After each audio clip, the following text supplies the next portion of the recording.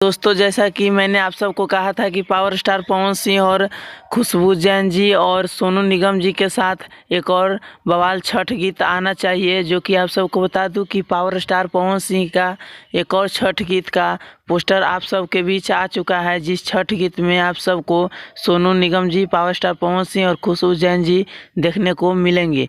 अब सबसे बड़ी बात तो यह है कि इस गीत का भी नाम जय छठी मैया ही है। इस छठ गीत में आप सबको मॉडल के रूप में ऋतिक सिंह के साथ सेजल सिंह जी नज़र आएंगी और युवराज सिंह के साथ क्यों सालनी जी नज़र आएंगी। ये स्क्रीन पर पोस्टर लगा हुआ है, उस पर आप सब देख पा रहे होंगे। पावर स्टार पवन सिंह के इस छठ गीत को कल सुबह 6 बजे बिलीव म्यूजिक यूट्यूब चैनल के माध्यम से रिलीज किया जाएगा। तो आप सब कमेंट बॉक्स में अवश्य बताएं कि आपका मन था कि नहीं इस गाने को लाया जाए, और साथ ही हमारे वीडियो को लाइक करके चैनल को सब्सक्राइब कर लें।